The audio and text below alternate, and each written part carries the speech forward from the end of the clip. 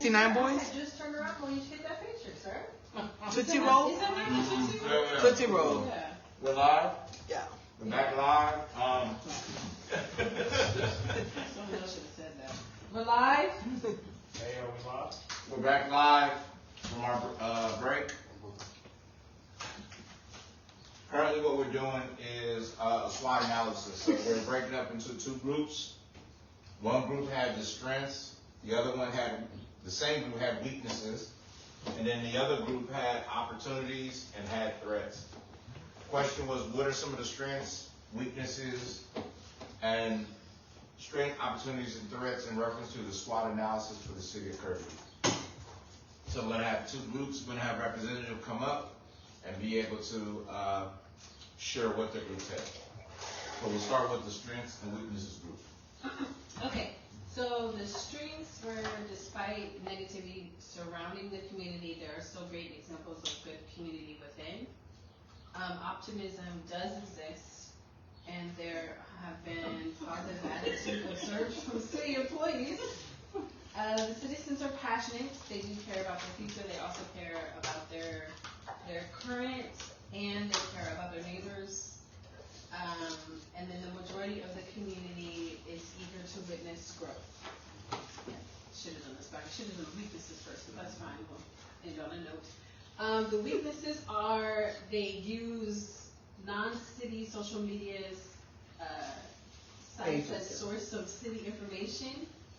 They're not using factual information, not applying due diligence when hearing one side of the story or coin, lack of humility, eagerness to misunderstand, and a lack of civic control. Thank you for sharing. Thank you. Group number 2, opportunities and threats.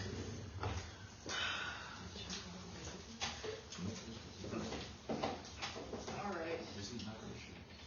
So I'm going to start on the threats and what came back to, the threats came back to opportunities. We also considered misinformation and disinformation being, there's two different things and there are threats to our environment, to the work culture, to the council culture, to the culture, to the community. The loss of institutional knowledge is also a big one for the city. I think there needs to be a lot more of a focus on retaining our knowledge and retaining employees that have committed to the city of Kirby and learn the processes, learn the history. Instability is another one.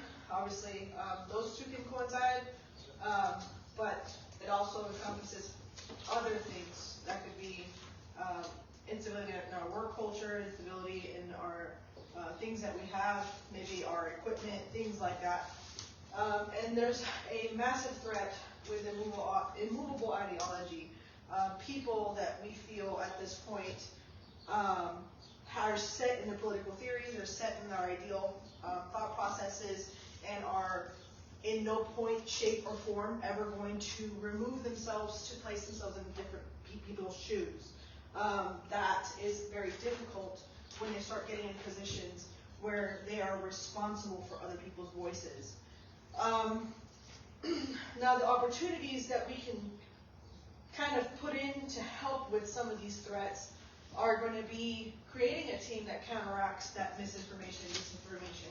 And to clarify, misinformation is information that is basically misinformed, right? Somebody's putting out information that they just don't know what's going on, and maybe it's more emotional, that compared to disinformation, which is I'm intentionally putting out unfactual information to harm your system. They're two different things, and they're tackled in a somewhat similar but different way. And putting a team that does that, that could be civilians working together, that could be employees working together to push factual information. You have opportunities to invest in that retention.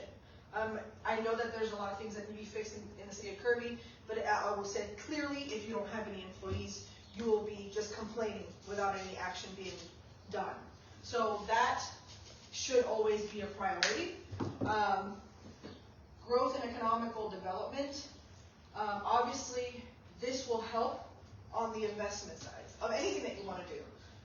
Economic development, knowing what is an empty lot in our area, knowing what can be utilized for the purpose of putting a business there, or what can we do to bring more businesses in, to be more interested in this city, and actually trust our foundation to protect them, to help them, to serve them.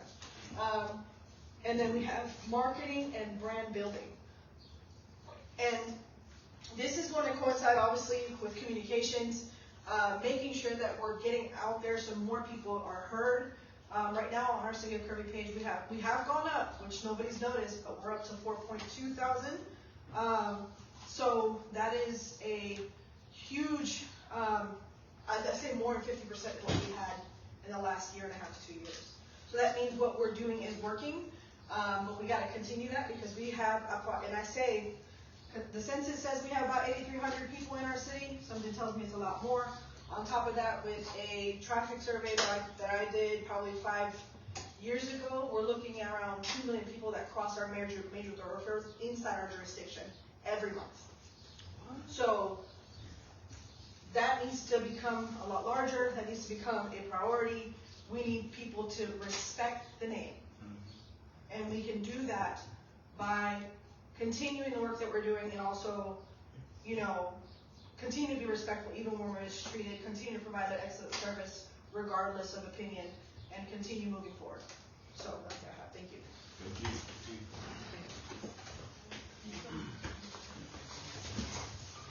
This exercise was an exercise, again, like we've been going through since yesterday, not only about perspective, but about what we see. How do groups come together to work as a team to provide. Is it? It's plugged in.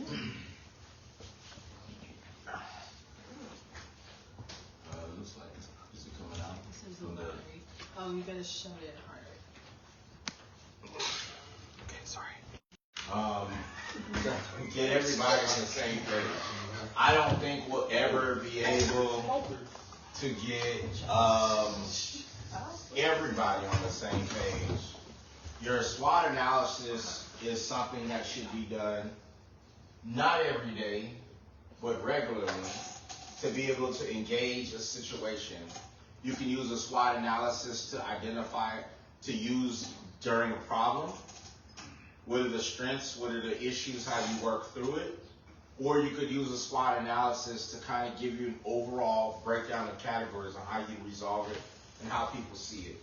And so this analysis is an analysis that is used to help provide information and context, which then gives you the opportunity to come back to provide some solution to this.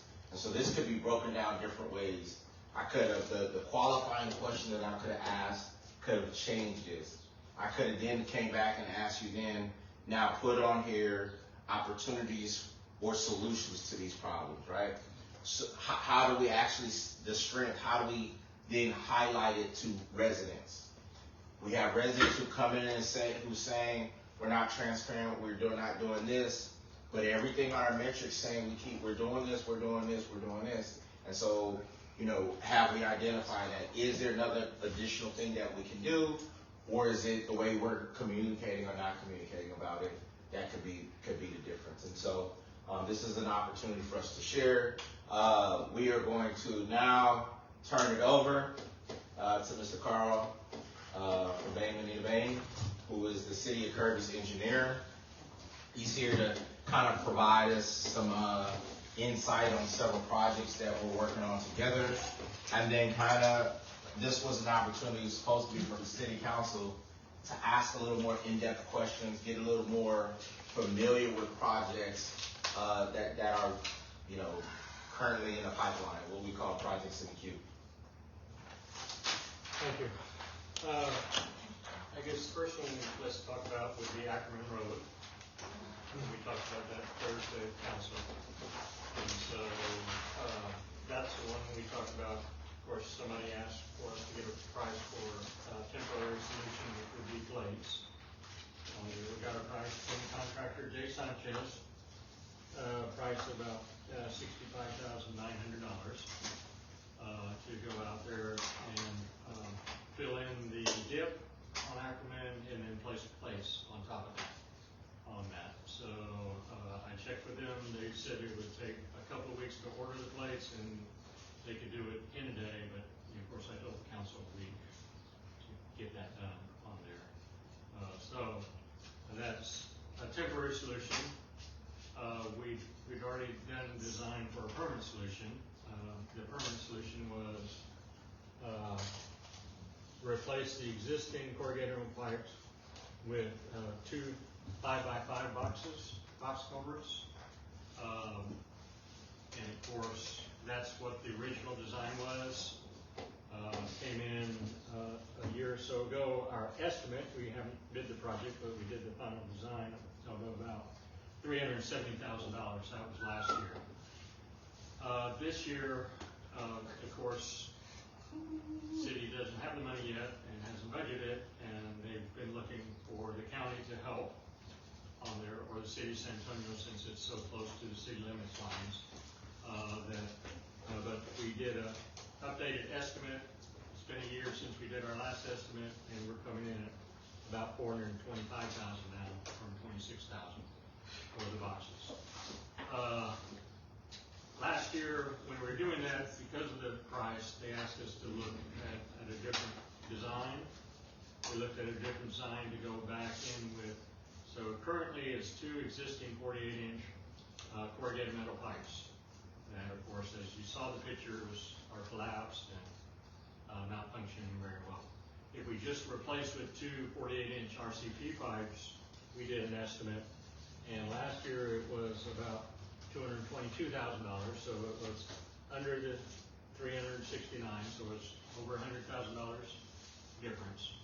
And of course, we updated the estimate when I did the updated estimate, and it came into about $370,000 versus the 425. So you're about $50,000 difference.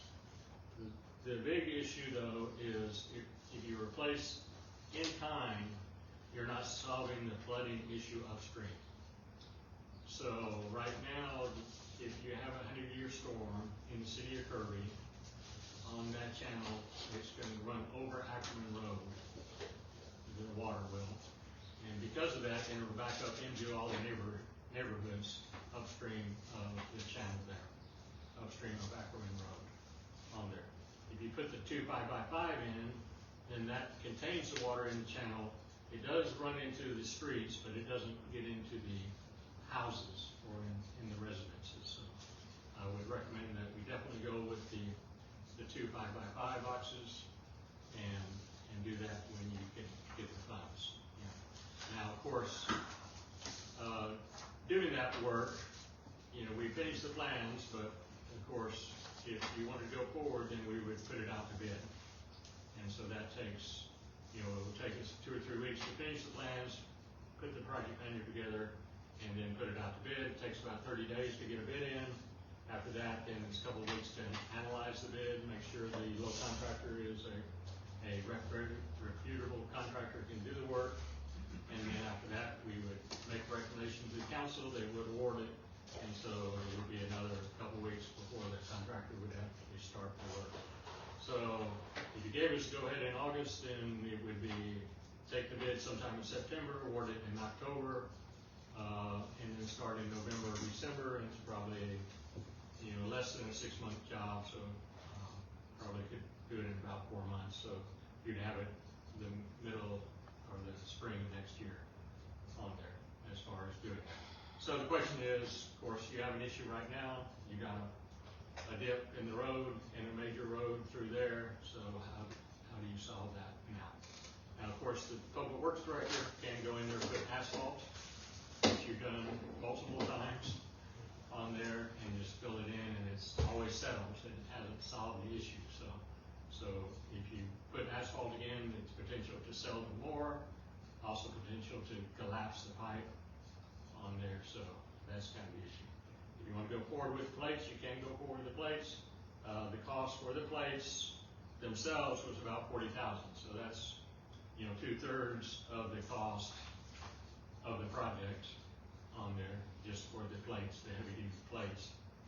Now those plates would be owned by the city of Kirby, and And so once, you decided to proceed forward to completely fix it and put it in the boxes, then the city would own the plates. You could have the contractor deliver them to the city Kirby yard, or the city Kirby could either try to sell them or have the contractor try to sell them on there. So that would be a possibility to try to recoup some of that $40,000 that you put out for owning the plates. So that's kind of where we stand on the Ackerman culvert. So I'll open up for questions, comments. I have a question. Is there any companies out there that actually like will rent out the place to us, or will lease out the place and probably melt them down and redo them, or is that the only option that goes just straight out buying the place? I haven't looked into that option. Yeah, to reduce the cost for us, and a penny saved is a penny earned. I didn't know. And then my second question was, so between now and fixing it, that 100-year storm. So if we do have a 100-year storm, we have a chance of it flooding back into the neighborhoods right now. Correct.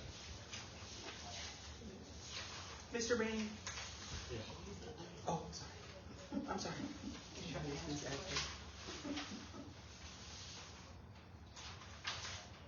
Here's kind of a picture of, all in blue would be flooded in a 100-year Ooh. storm. Wow. Oh. What street is that? All of them? That is not the city of Kirby. Remember, how many streets do we have? That was like a couple. Well, that's Boatman, Crest Lane, Arneson, Foxrock. So those are the ones that we already have on the flood map. Yes, Yeah, but those but- are also are constricted by the drainage that flows back from those streets. Aren't cleared, got trees, got all the other things, despite already being No, I'm not familiar. no I'm drainage. not familiar with the engineering portion of this, but if in fact we fix it and we're able to get some drainage through there, and you said it would come, there would be some water in the roadway, it just won't be as severe. Now, Well, if you put the box culverts in, you won't have any water over the roadway, over Ackerman. If we don't, we will. If you put the pipes in, just put the pipes in, then you still have water over the road, Ackerman Road, and it'll be back up. okay, so and those are the options that council will have to do, is that what you're saying? There's three options that I Okay. have right now. On the option where it was just, where you said there was partial roadway, water in the roadway, if they go with the pipes, would the water damage the roadway, if it got flooded up top? That's a possibility. It's, Water erosion. you would have some erosion, I don't know how much you would have on the roadway It would itself. just be a possibility It then, would yeah. definitely be a possibility. Got it. And the maintaining of those ditches, that culvert there, we have to clear, because I know we have that issue on Gibbs. Sometimes it gets clogged and it does the same thing, goes over the road. Goes over the road. And so maintaining, that would be something we would have to keep up. Well, definitely you need to maintain all your ditches. Your ditches Yep. are definitely need an issue. And I know you've got a study do a master drainage study in the works that Kibler is doing, I think. We'll be talking about that today, but yes, we are trying to So, work so on that the we master look at all drainage. the Yeah, absolutely. drainage channels and culverts and whatever storm sewer systems you have. Because I know the one on Gibbs, that's San Antonio side, and we'll kind of go over there and shovel what we can, but. Yeah, definitely needs to maintain everything. Question, what, the options you defer to as far as repairing or, fixing it in a permanent stat, but what do we have now? Like the options you offered was a box culvert and then just the steel pipe. That's what we have right now? Well, you In have case that steel pipes, collapsed? you have two steel pipes, Uh-huh. corrugated metal pipes that are collapsed. And I showed pictures Mhm. the other day showing kind of. But one of the condition. options is to kind of go back to that same One of the structure. options is to replace the steel pipes with RCP, concrete pipes. And what, as an engineer, what would you recommend? I mean, could you Well- obviously come up with Well, I recommend the boxes. the boxes? Okay, I think I missed That's that. what my original design was. Okay. And because of money wise, he asked me to look at it. So the concrete pipes give you equivalent capacity of the corrugated metal pipes, let's say. we said, you know, you're not gonna make it, let's say, worse, but you're not gonna make it any better if you go in with concrete pipes. So you're still gonna have flooding back there, but you already have flooding on your house anyway. So that area is still in the 100-year floodplain. But that was damaged simply because of weight that was being put on top of it, which Well, is. right now, there's a couple reasons why you have reduced capacity. One is the weight that was on top of the pocket and the trims. The second is both ends, or at least the upstream end, is filled with dirt, and you have reduced capacity opening on the pictures. You've got trees growing right next to the pipes. So you have reduced capacity of the channel, as well as reduced capacity of the pipes themselves. So we didn't really analyze it with your reduced capacity. We assumed that the pipes were flowing full of the 48-inch and you have adequate opening, but it's really not the case. So it's really worse than even just growing. But once it's over the road, it's pretty bad anyway. It all backs up. So it's not going to change a whole lot when all the water's going over the road versus below, because 248-inch can't hold very much when they're that, and there's a lot of water going down there. I know that ditch, itself, as we learned in this storm, by looking at that drone footage, there's big trees over there, so the odds of another good storm, knocking over some pretty big trees to go that way, so, yeah, we definitely need to maintain.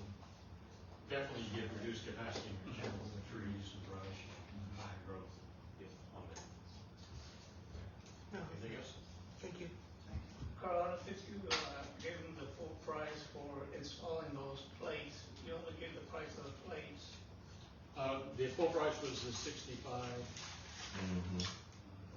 900. Yeah. Yeah. So 65,900 for the installation, about 42 or so thousand for the plates themselves. But we can reduce that by looking at a company that would possibly release the metal. Yeah, the question is how long is, a lot of times The reason why we don't want to do that is it settles. you couldn't asphalt that. Right. Because it's already, So- you've done it a couple times already. Yes. And that's why somebody asked for the plates, and the plates is a good solution, temporary solution. So my question is, our public works was doing the asphalt, or Right. putting that in there at time to time. Right. So let's say that the council decides that, hey, we want to go ahead with getting this project started. How long does the asphalt last? I don't know the answer to that. Let's say if you put asphalt in, and how long will it last without settling again on there? It's just no way to know. Because the reason why I'm asking is because I'm saying if the asphalt obviously is way cheaper than these plates, right? Yes. So I'm saying if we just filled it with asphalt again, if we know we're getting the project done, and if we know in 6 months' time that the project will be complete, right? About 6-7 months. I mean, even if we had to refill it with asphalt like 2 or 3 times, it'd still be cheaper than $65,000, correct? Yes, it's Or- about a ton of. Or is the problem, or are we saying when the asphalt, we're just worried also about we talking about the settling or pushing It'll down? keep settling. Okay, that's the main That's what I was problem. gonna say. Look, it's doing this right now already. You put some more weight on it, and big trucks are gonna be going on, it's gonna be doing this more. And see, that's why they said, let's do the plates, because the plates at least will be on top, and you won't have all that pressure going down Okay. onto it. It will. Which we gotta be aware of. Okay, because Mrs. we Mumby, know that was science. You saw that? I know that's right. That was science. Just, sorry, That was a science class right in front of you there. No, because we have to be aware of that, because we are, if y'all look at the weather, when's the last time San Antonio had tornadoes? You know, and you see that we're in severe weather, and the odds of us having that 1 in 100 is up on us, so that route is the smartest route in the asphalt. And crushing those things completely and truly backing up even more into the Right.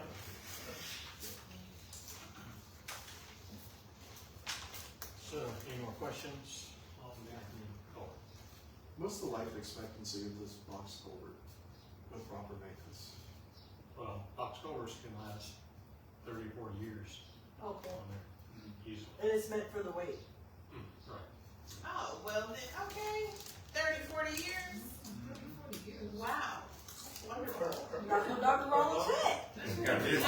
No, Oh, that's what you were No, he saying. said the 12 years. I heard something that was about 10 years. No. 10 years, something I That was heard why about. it was expensive. That was the most expensive, but that took us out of having to put that in a 10-year project plan of like, oh yeah, we'll have to deal with this in 10 years. Once we put the box culvert in, it's one of those things where 30, 40 years from now. So the 10 years I heard was the other thing. It's you're the talking about pipes. then. Okay, Well, okay. two things. One, corrugated metal pipes don't last as long as box culverts, depending on soil conditions and backfill. But concrete pipes or box culverts will last a long time. There's pipes in there over 100 years. Either way, it still has to be maintained though. It Right, we still needs have to be maintain the maintained. ditch, okay. You gotta maintain the ditches and capacity and keep trees on it. Yeah, erosion that comes through there, Yeah. inside, I mean, that's typical on any of your drains. I mean, if you look at the pictures, one, the thing is like smushed in. I don't know if it looked like people was like living in there or had their stuff in there. I don't know if you've seen it. But one of the issues that will come out, right? So there's the problem, we've identified the solution. And we'll talk about this a little later, and that is like once we clear this out, there's gonna be, so then it's the drainage, right? So remember, if you look at where it is, those trees go all the way down back by, behind the elementary school, and it comes all the way back up behind the apartment, the homes, which is on the residential side, but then it's really on the other side of that, this commercial, industrial, store, buildings. And so part of it though, because we have never identified, because it's always been expensive, and had a drainage plan, those are the things that we're working towards in reference to having a drainage study. What is the cost to clear, cutting all of the back fences, the sides, and drainage, and where is it gonna go? That's normally included, but that has never necessarily, we've never put money into it in reference to having a dedicated account. To do that, you have to go through a process by having a plan, just like if you're gonna increase a fee. But part of the questions is our residents are seeing this as connected, but we've never really had it connected, which is why you have some long-term issues that exist. And so once, this is just the beginning part of a larger plan of like, the culvert is gonna be one thing, but then all those other homes that water's gonna flow more because you're gonna have things that has, right now, things are like blocking it. And so. And then, I guess in a 10, 20-year deal, we looking to like a 2-lane bridge. I know a lot of our areas do have bridges over those ditches, and I think that would, we wouldn't have to worry about, not now, eventually. Because we know that all other spots are bridges, Yeah. some form of way. We'll really get rid of the. Well, right now, the problem is we haven't, we don't have a bridge maintenance plan right now, so. It's just, everything's about money, right? And everything is about money and opportunity. And so, one is how do you collaboratively come together, which is what we're doing. Identify the priorities with the community, saying these are our issues, us aligning that, creating a policy to actually tackle that. That's gonna require grants, that's gonna require having a plan, that's gonna require working together to then now say, okay, now that we have this, what is it gonna cost, and what are citizens willing to pay to actually resolve this issue? So it takes everybody. Okay, the other two projects that I'm gonna talk about would be Boatman and Swan on there, and of course, you have some CDBG money on that, $239,000, something like that, for both projects.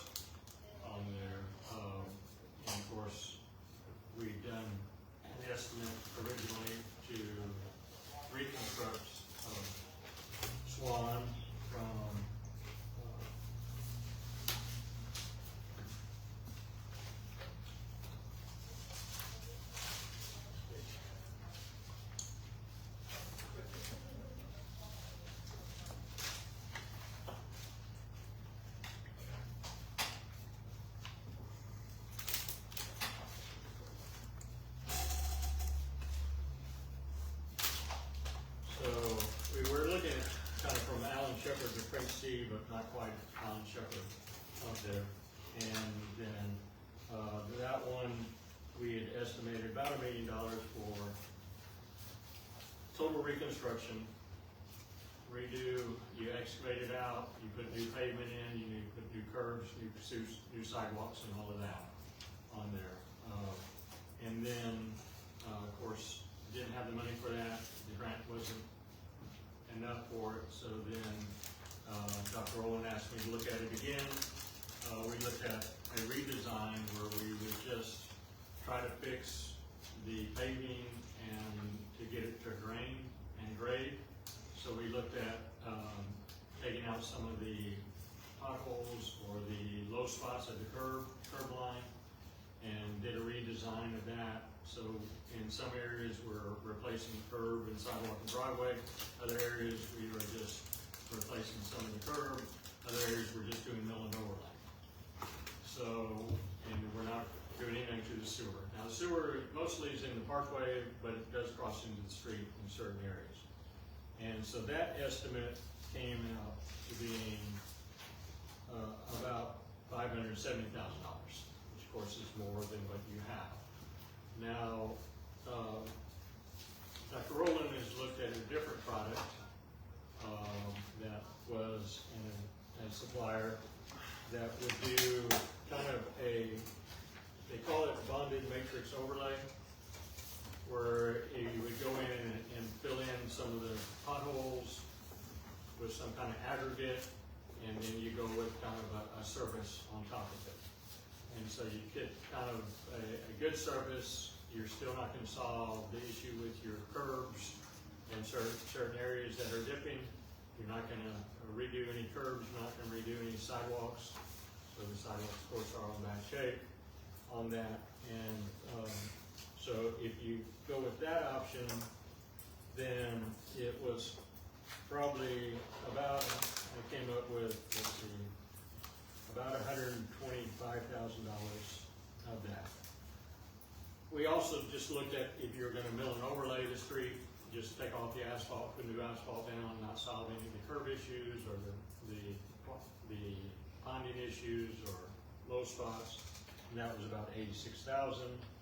And then it also the supplier come in with, if you're going to do all of Swan for the full length from one end to the other, that was about $543,000. That's kind of what he was proposing to do, but of course that's more than what your budget is. That's just for milling, correct? That's just kind of the overlay, not milling, but kind of it's Just an a overlay. For a whole street though? And that was the whole street from one end to the other. Swan. It doesn't, what he's saying, it doesn't fix everything underlying, Oh, but I it know does that. give the I know visual. that. Yeah. But So that's kind of what he proposed, economy of scale, and so that's kind of what he was proposing on that. So, and then of course, the other project that was in that was Boatman. Now Boatman, we were looking at just at close to the intersection of Ackerman, so up to the First Street there. And that's kind of what we were looking at originally. We went out and walked it, looked at it, and really the issue at Boatman that I see is the intersection of Boatman and Ackerman. There's a low spot there, water stands there after every rain, and people drive through it. So we really kind of turned that project into looking at it as more of a drainage, even though it was funded kind of like a street project. But we were trying to solve the issue of the drainage there at Boatman and Ackerman. So originally, to solve it, that drainage, we looked at taking it from Boatman down to the Ackerman culvert, which is kind of the culvert we were looking at, the 248 inch, going down to there. That one is like $243,000 to do that, is to fix the intersection there and take the drainage down to the culvert. Couple things, of course, it's more money. Second thing is there's some utilities there, specifically there's underground telephone that would probably be in the way, that would have to be adjusted, and that cost is not included in these numbers. You're replacing some driveways and some driveway culverts. You also have another street there that you're going across on there. So, based on that, then we looked at a different option to try to move the problem from the intersection of Boatman and Ackerman just down along Ackerman in the drainage ditch.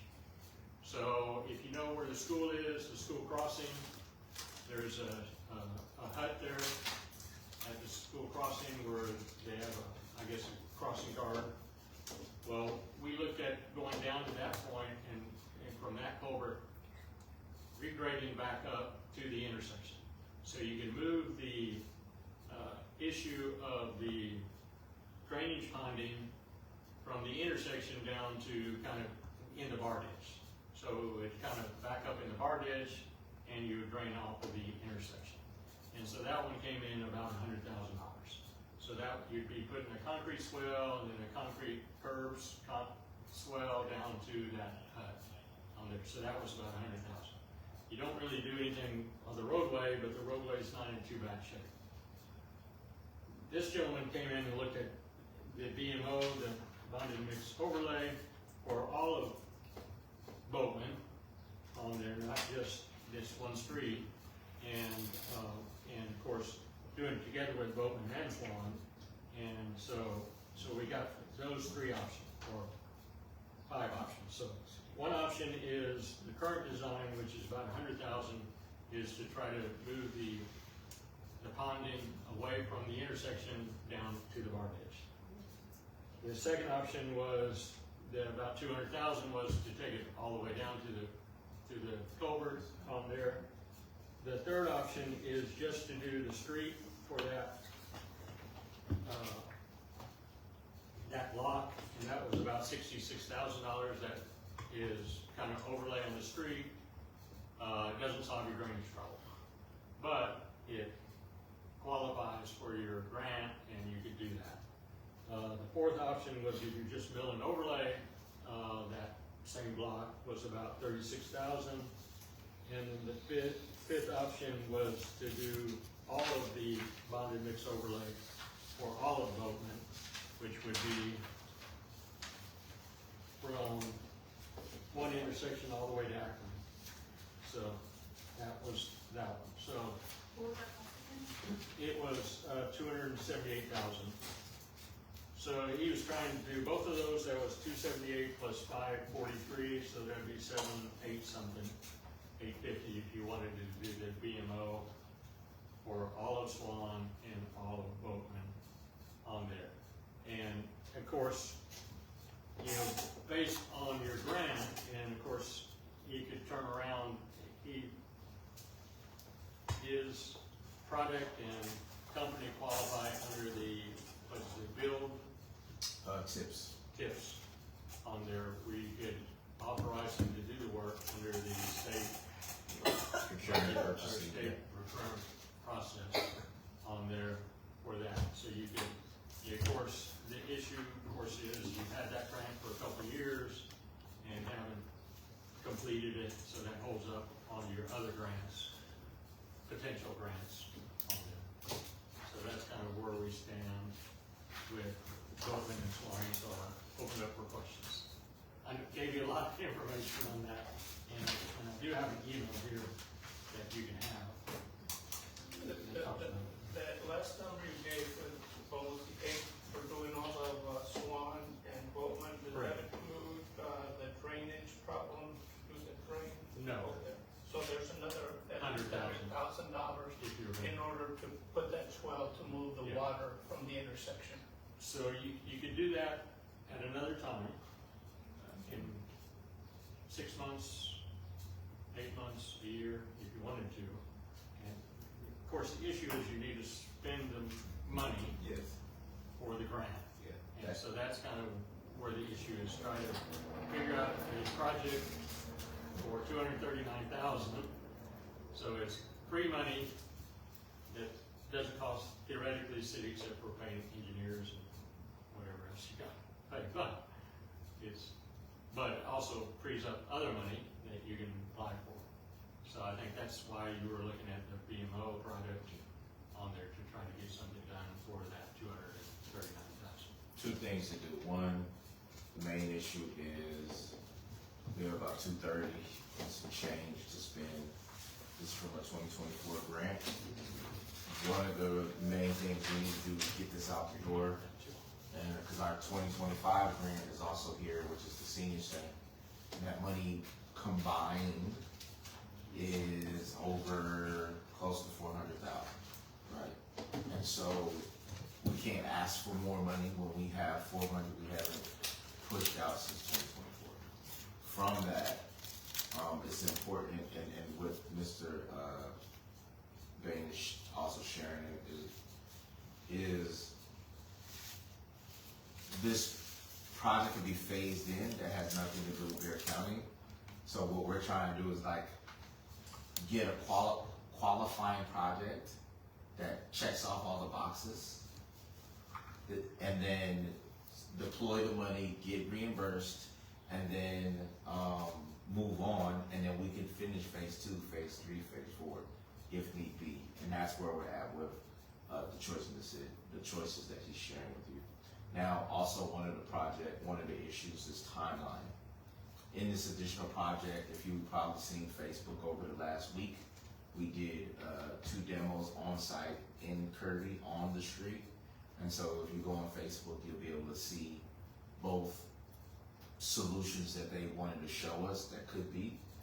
So they're on there, but also timeline, right? Like in this product, we're talking about being able to be done like in a, well, I don't know today, but like in a 30-day period versus the other part of the project, going to bid, mobilizing a team, bringing in a contractor, and we're talking about 3-4 additional months if that. Correct. Yeah. Got to finish the plans, if we're gonna put it out today.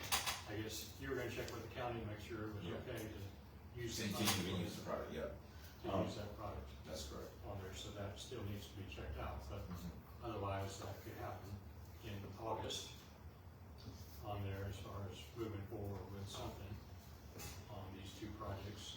Now, of course, what Mr. Molina talked about was the drainage. Of course, what we were looking at just at that intersection. So you could do this project and still do our project at a later date. So that's definitely a possibility on there, is that you still need to do that drainage project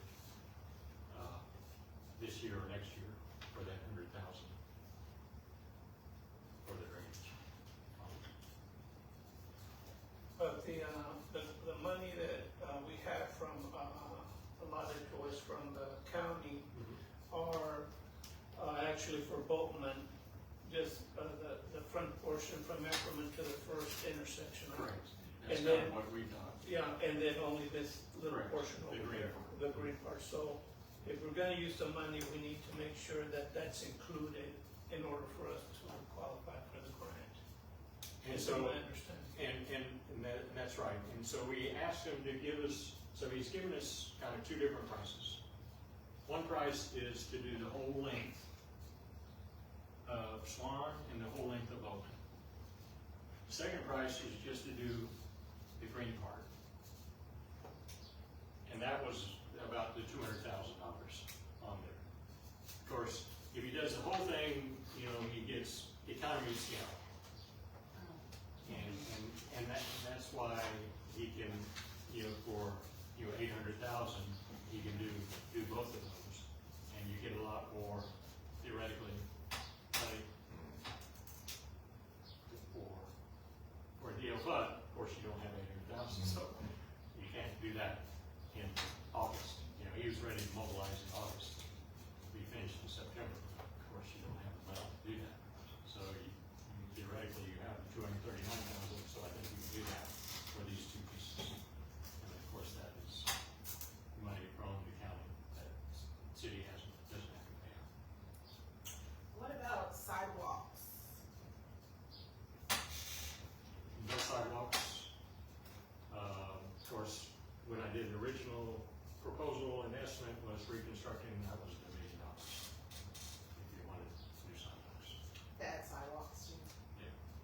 But that estimate is only from like, It's only the green area. It's only the green area. It's a little farther, but yeah,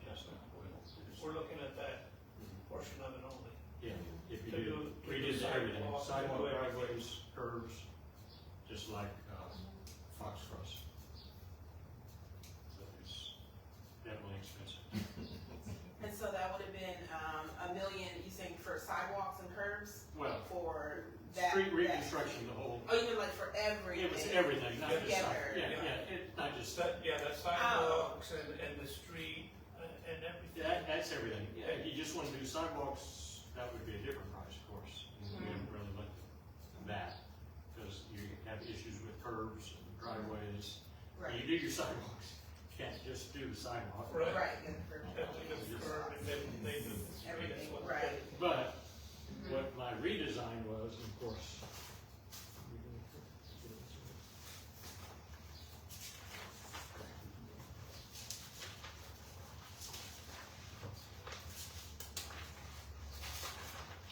So if you look at, so these were the plans.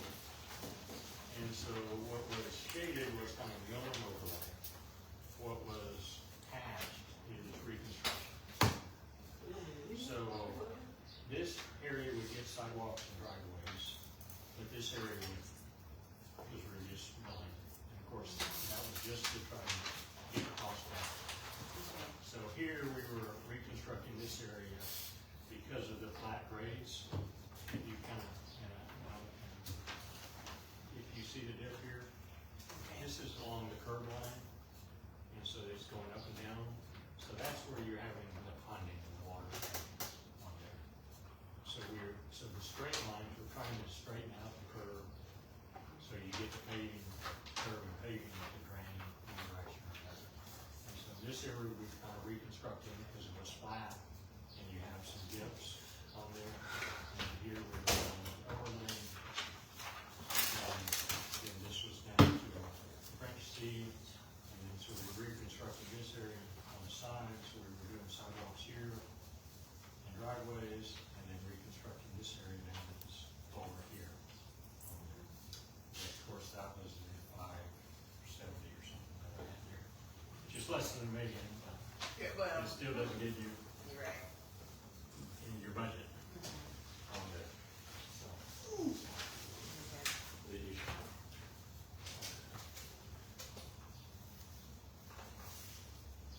So, any other questions? Thank you. That's all I can talk Yep. about. No, we I know appreciate you have that. other things as far as from a future street and water lines and Yes. every other thing. So, I do have All the something. grants were good. So I know before, and I've asked this before, I know that when because this is brought up from, I go to, just like you, I've seen you at meetings, we be around everywhere, right? I was told that, and I've asked this before in a meeting, I remember one time, because another, city had told me, I think they were on the, I'm trying to think, something about the organization, the MPO, 'cause I don't wanna call somebody out, that's what I'm just trying to. Oh, I see what I'm you're not saying. trying to be tactful, and they had stated that their engineers basically, know when certain opportunities may be coming up for the cities, and that we need to make sure that we ask,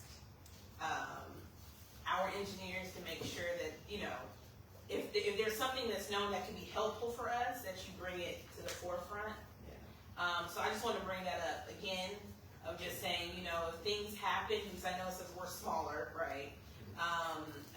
Not saying that you don't make us a priority, but I just want to make sure that, that we are in, you get what I'm saying? Okay, all right, so I just want to make sure. That's it.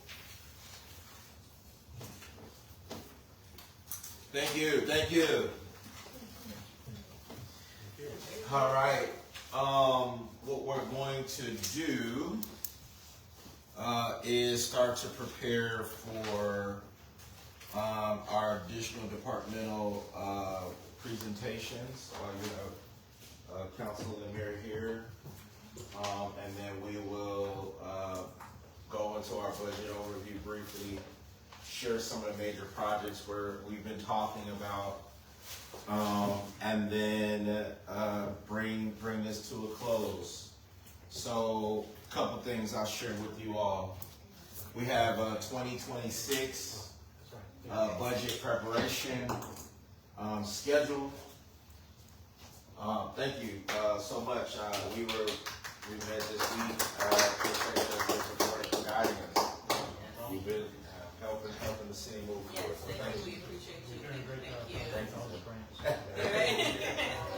Thank you, bye, have a good weekend. No, it's important, right? When I came back to the city of Kirby, January 2025, this body had asked for a report to be done by RNS, which did a comprehensive street plan. And that comprehensive street plan identified a couple key factors. We had from fair to good streets, 40%, and the remaining 60% was below fair in the city of Kirby. We have 102 streets. It takes us $64.8 million to bring our streets up. So what are we going to do? This is long-term deferred maintenance. This is long-term not addressing issues over a 20-year period. It's not to apply blame to anything. It is just to state the facts. These are the facts today. What are we going to do to engage and pivot? And that was one, identifying a plan. So now that we have this plan, how we're going to deploy, working on that. Well, in this plan, it said that the city would need to, we put about $150,000 to $160,000, give or take, annually in street maintenance. The plan shows that we should be putting $500,000 in street maintenance annually. So what do we do? It's saying for you to keep up with your streets, you should be putting $500,000, but we only can afford, because we have a street maintenance tax, $150,000. These are the things that we have not broken down, because when you have high turnover, when you are not addressing things within your organizational culture, when you don't have shared governance between leadership, everything just stalls. And the project, and things just continue to build and build, and we're at that moment. But we have the facts now. And so what we've been trying to do is work through grants, work with our professional staff, professional consultants, to identify a pathway forward. And so what you'll be hearing is several members presenting.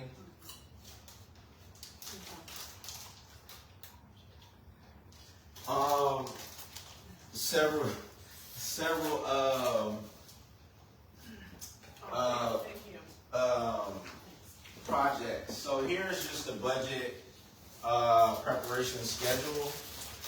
And y'all can just pass this down. This is what we're going to be using to guide us for the city of Kirby. The city council is going to be identifying some budget meetings, town halls that we'll be having when we adopt our budget. Currently, right now, the chief appraiser will certify the appraisal rolls for the Bexar County. That won't happen until next week. Once we get those appraisal rolls, that'll give us the information to be able to identify how much money property taxes is going to go up or down. From that, the tax assessor collector calculations, tax rates are going to be submitted to the city. But that's not until August 7th. So we're not going to get true numbers until August 7th. So everything that's out, everything we're talking about is preliminary draft numbers. There's a proposed budget filing with the city secretary which is required by the city manager, is due August 20th. That's when we'll have our final numbers to then propose the tax rate, and then we'll have to notify, put it in the newspaper, things of those nature. We have to have a budget hearing, and here's the dates where those things are going to happen.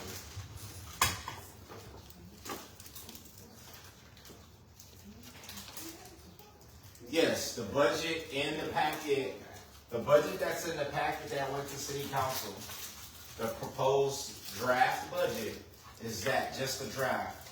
I told you we won't have the numbers till August 7th, and so whatever you may hear, it is just a draft. And so we're just going to continue to work through that. There's a couple key things before we wrap up the day I wanted to share and kind of go over. I wanted to key in on some of the things and when we're trying to navigate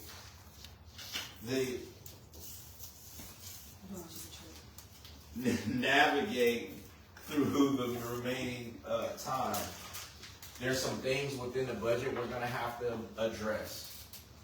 We're going to have to address health benefits for the city of Kirby.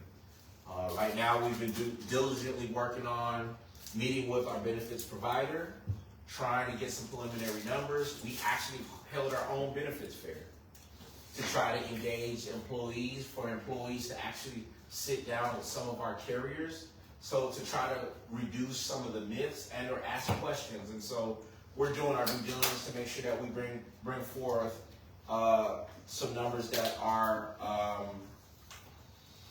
true to form. You all remember last year it was our insurance claimant went up 26% was the first number they gave us.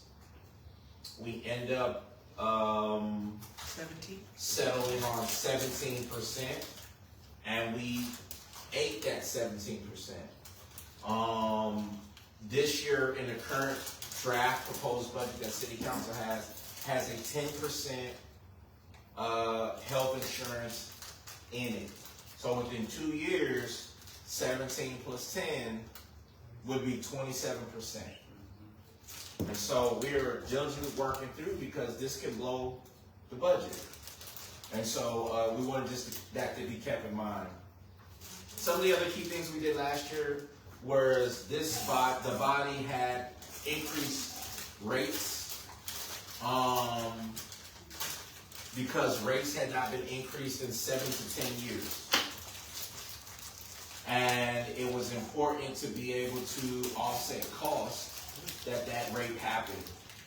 We've solidified ourselves currently with our garbage rate that just had an increase, CPI increase, but we're going to be having conversations in reference to what does our rate moving forward for this year look to be adopted. I have some numbers, but I won't put those out there. But again, we're going to be looking at our COF. We'll be looking at the Edwards Aquifer.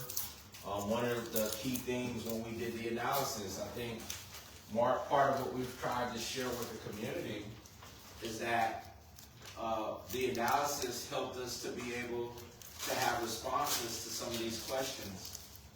When we talk about Edwards Aquifer from 2022, the city was not collecting enough money to pay for what Edwards Aquifer was charging the city. 2022, 2023, 2024, we had to do the analysis. And so we're not just pulling numbers out the sky. We're not just wanting to raise numbers for residents for no reason. But it is important to know that we've done our due diligence to make sure that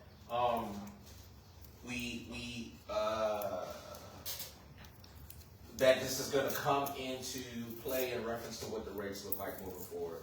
Another thing, numbers of disconnections, utilities, that's something that we look at. And though that number has been kind of fluctuating up and down, but we are trying to get a handle on what it looks like. You all know one of the key things that we've identified in how we're moving forward in our CO was moving from an RFI meter to an AMI meter. So that will be one of our projects that will hopefully be done before the end of the year. What does that mean to us? It means efficiency to the organization, and it means trust and efficiency to the residents. Residents will be able to guide and manage their own thing via app. The meters will have been replaced. Right now, a lot of the registers were put in 2013, 2014. I don't know what that's the city from. That means something's going on.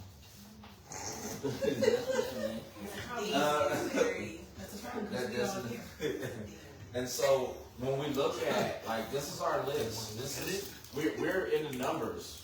The analysis shows us meters. All the meters,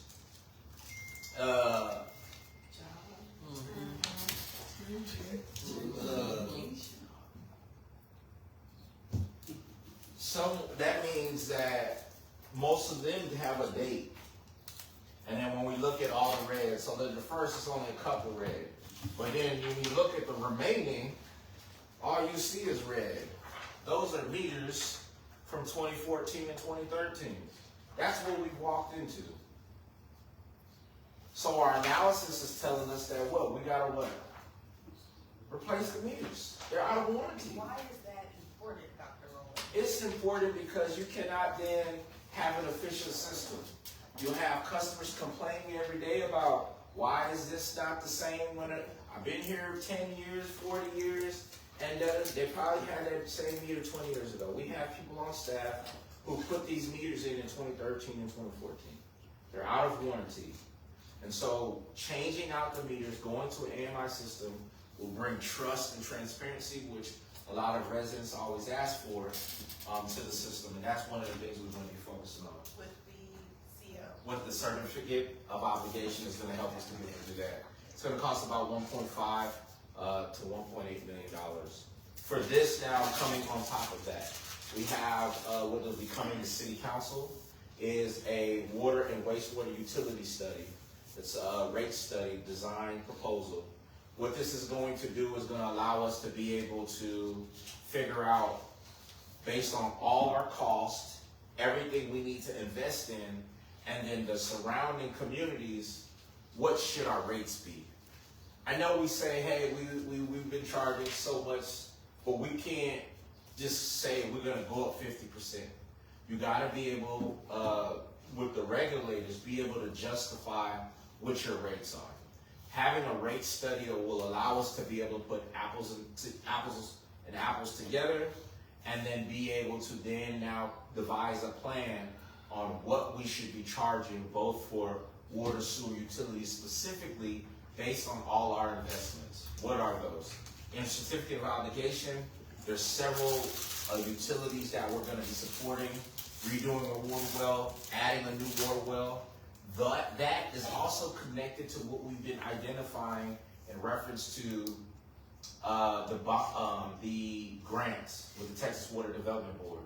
So the money from the certificate of obligation is the money we've set aside for the match, if that makes sense, right? And so instead of paying $10 million out of our pocket, we're only going to be paying $3 million. And then the money from the CO helps us to be able to be the match, and now we get $10 million to deploy into our system. Same thing with the parks. We have staff members who've been working diligently, and every department has worked on a grant this year. We have fire departments have submitted an AFG grant in reference to bringing on harnesses and SCBAs. We have had two grants submitted for the police department in reference to the cops hiring grant and the cops technology grant. We're working currently right now with submitting a grant for the Texas Parks and Wildlife Department, and then Public Works. There are many more that we're going to be going for, but right now, we're going to relax a little bit, or we're focusing on the budget, and then we're gonna be working to kind of bring all these things in. And so I think it's important that you all hear what we're trying to do to connect the things that come up from the different departments and allow us to be able to move forward these things. The CEO for the water meters, how long is it gonna, I know they have to get ordered, and how long will it take them to get ordered to like actually be installed? Right now, the several companies we've been working with need about a lead time of about 60 to 90 days. Right now, we have a current demo on 5 locations, 3 commercial and 2 residential. We've had people come in and do presentations during our town hall meetings in reference to AMI types of meters. And so we're agnostic to the brand. We just know we want an automatic meter. Automatic meter means instead of like our current meters that read monthly, these meters would read every hour. So a resident can then tell on their own if there's a leak or why their bill is high, versus right now we're reading it monthly.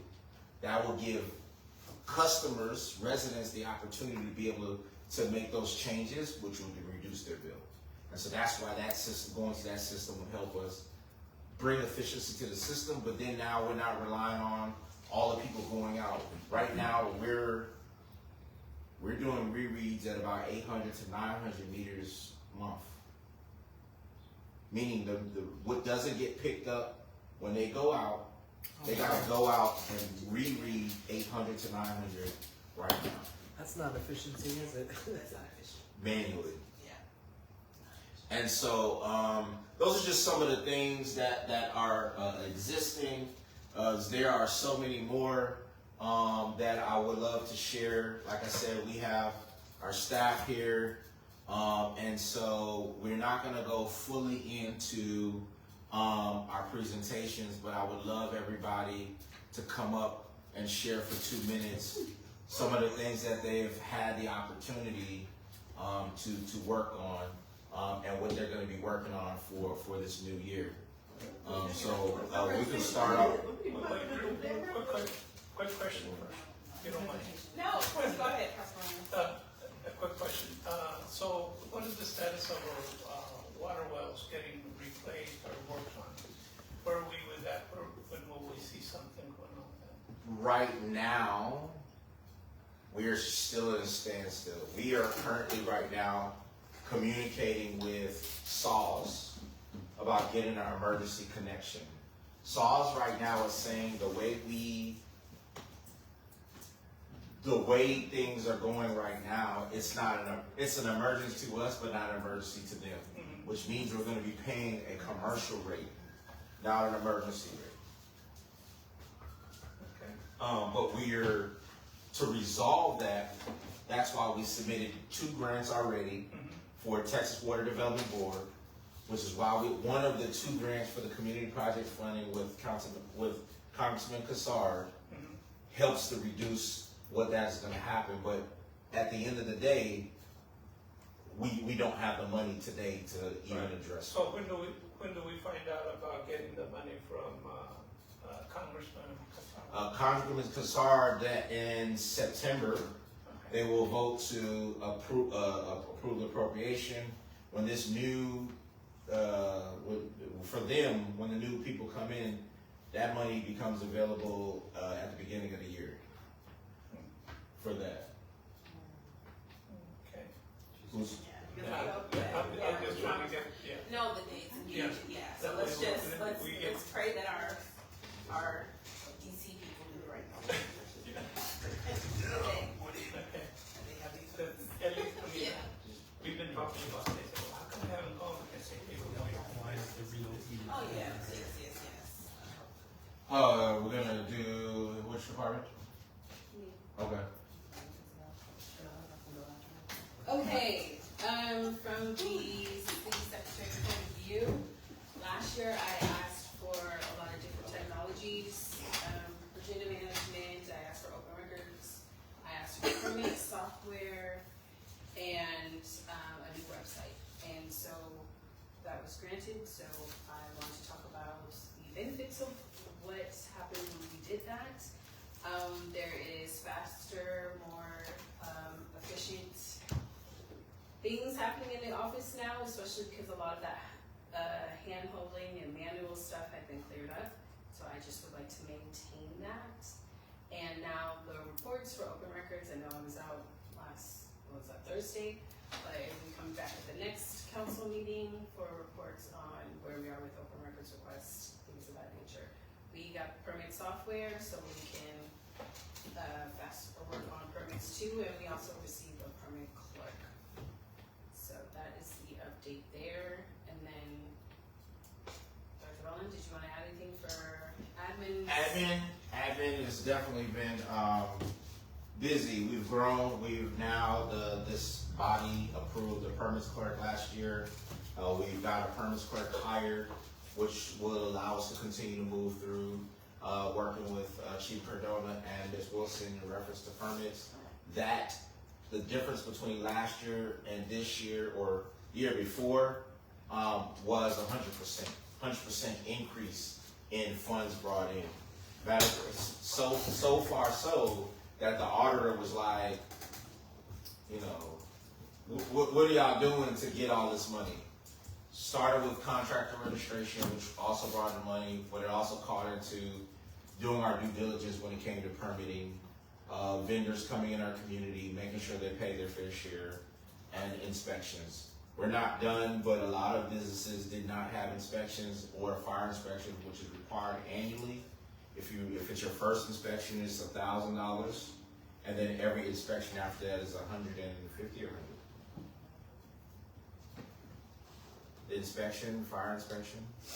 Oh, it's 150 every other after the one-time payment. After the one-time $1,000 payment, and so bringing those businesses into compliance has been our priority.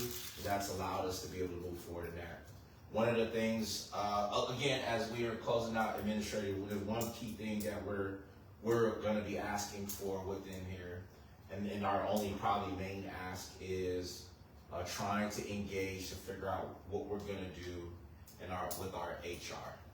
Right now we have a contractor, and so when we're doing the analysis, we can do two things. We can keep a contractor for the remainder of the for the next year. We need to increase the budget by $5,000. If we bring on, which they'll give us full time, or I won't say full time, kind of all year, or we make it a permanent position. That permanent position is 83 with benefits and everything, not what that person gets, but with benefits. And so right now we have 50,000 allocated towards that. And so if you make that position a full-time position, it'd be like adding 33,000 to the budget. What position was that? HR. HR, which is very, very important. And as obviously, if you've been involved with Kirby for the last 4 years, you will realize that we spent so much more money that could have been handled through the HR process if we had somebody. Do we have anybody that applied for that, or have we put that Well, out? it's not so right now we use a consultant that we use, but we do currently have a person. If you all change it to a full-time position, we will go that way, but right now we just work with a person who helps us manage what we're currently doing. Like Part-time. Is that you ready?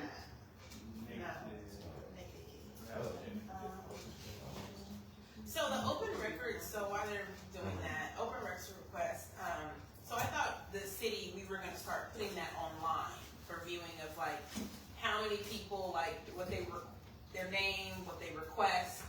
I thought that was gonna be a thing that was supposed to be happening. It's still going to happen with the new website. Because the website we have is Wix. And so when is the website going to be complete? We're still in the middle of the creation phase of it. Okay. The project part, I don't know what they call it, the implementation, and then you have the project manager before it actually goes live. So we're still in the middle of that part. Do they give a projected date of when this will be completed No. Maybe in a month, 2 months, Oh. 3 months? We're saying we're gonna start What the, do you think? we'll start the, it'll be October. So by the end of the year, the website. Yeah, by the Okay, end by of the the end of the year, year, the web, yeah. we should have a new website. Okay, New that's what I'm website saying. with all our technology integrated for just FOIA, Granicus, With all the new programs. with all the new software. programs. So we'll also, be looking to transition back to YouTube, coming up in the month of August. Yes. So Okay. Facebook will phase away and we'll go to YouTube. And in the meantime, before it does the new website is implemented, can we, go back on the website and like clean up some of those areas? Because some of the citizens, I had a conversation with someone the other day and they were saying, like, some of the stuff is like a couple of years old. There's certain things are on there and they were like, probably even just, that might clean up, just a little, like clean it up a little bit. Fabulous, Ms. Wilson, thank you very much. Some of the questions that were brought to the table last year and how we were gonna prepare, going forward were some of the things that were written on that goal were, how we're gonna enhance public safety, the emergency readiness. So everything we decided to do as one philosophy in the fire department was, how do we invest in our people and how do we do that in a fiscally responsible manner? So when we talk about being prepared, these firefighters, this is a most recent structure fire. How they were able to perform their skills is because of all the training they put in beforehand. Some of the key points on this slide is you'll see that the bunker gear they're wearing is 7 years old. The engine that they're sitting on is 10 years old. The SCBA harnesses and cylinders are 10 years old. Some of the training to enhance our public safety and our emergency readiness is our swift water training, constant EMS scenarios training, fire drills, and we have an annual calendar that is out that we make sure that everything is, we're consistently making sure we're at a constant ready.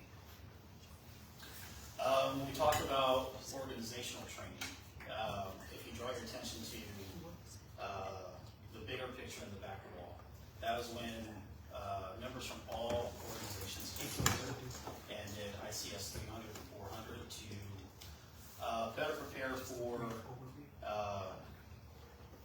major incidences in the city of Kirby. This way we're all ready and we're all speaking the same language. So from last year to this year, so this year we've answered 963 calls to service. 849 of those have been medical responses, 114 have been fire and rescue responses. So from this year to last year, at the same time frame, 10 months span, it's about a variance of about 2.7%. So it's still very consistent with the call volume. So one thing we wanted to do in making sure that we have enhanced public safety, made sure our emergency readiness was better, was we were raising the standards. And some of the initiatives that we did with those was shared ownership, our EMS inventory, our Bravo team, engine replacement, professional development, and fire and life safety. These aren't just the talking points for us, these are all things that we have actually accomplished. We've accomplished getting out with our community more. As you can see in our background picture there, where we have a firefighter doing Zumba in bunker gear. So we've also, like I said, we've had an annual calendar that has been implemented. We've also developed a system that would normally cost cities or fire departments about $10,000. We've developed that on our own and implemented that to give us real-time tracking of our EMS inventory and cost reports for our EMS. Our professional development, our emergency response, our fire inspections, and our organizational growth. Where we see ourselves going into the future, like I said, we decided that our one philosophy is to invest in our people and do it in a fiscally responsible manner. That's what we're going to lead by. We're going to lead by investing in our people,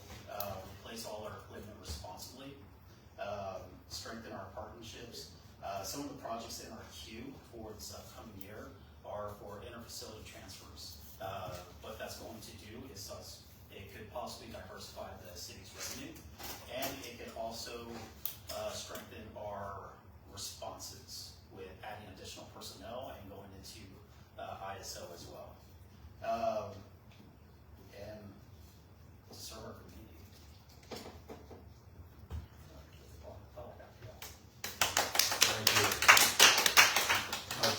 Key thing as you're going, as all the community residents know, with the fire department, there is some major investments that this city council have committed to. Some of you all know how long it takes for a fire truck or engine to be ordered. We're making that commitment here shortly. Probably at the beginning of the year, going into signing an MOU and going through the contracting process. We will let the community know. We want you to be a part of it. We're going to have you come out for our signing because I think it's important that because the community is also making an investment. And so we will let you know when that time comes as part of it. One of my commitments to the fire department has been in reference to engaging in also the IFTs. They've been working very hard or diligently for the last 10 months to figure out other ways for us to get other equipment and or to engage in expanding their services. All right. As always, thank you for allowing me to present our vision for the following fiscal year. Obviously, our mission is to protect life, preserve peace, and enforce the law with integrity, professionalism, and Mayor, your favorite word, which is compassion.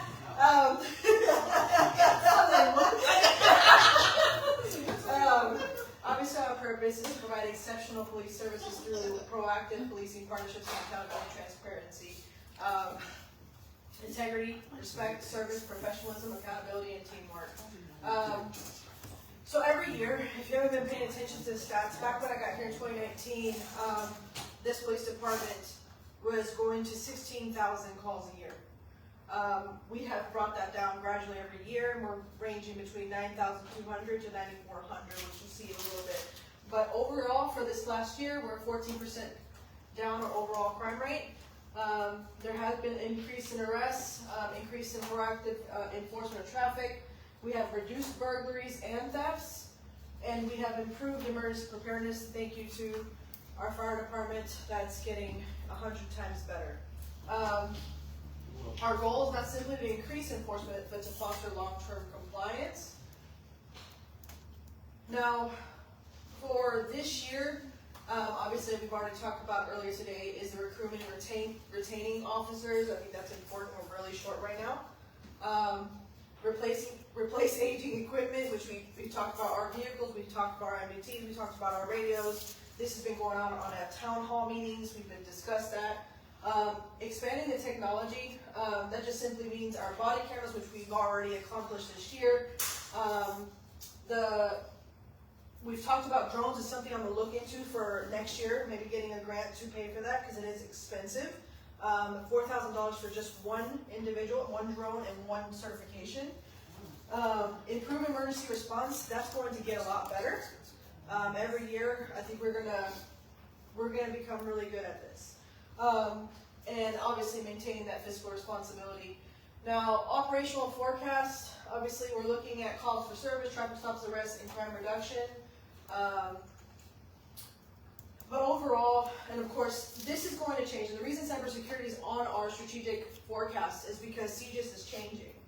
And we are ahead of the City Hall right now in reference to requirements with cybersecurity. The reason why is because we're considered critical infrastructure with the information and data that we have.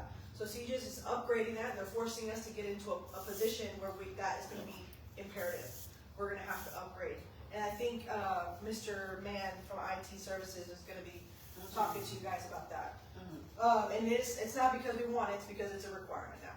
So obviously the impact community partnership, and this year you're gonna see us get into school, and we're gonna get school involvement with our opioid presentations, things that we're going to do as we move forward. Our animal control, I haven't looked at this for the ending of this fiscal year, but we are going up in calls for service, and also with addressing all of the wild feral cats that have been occurring in the city.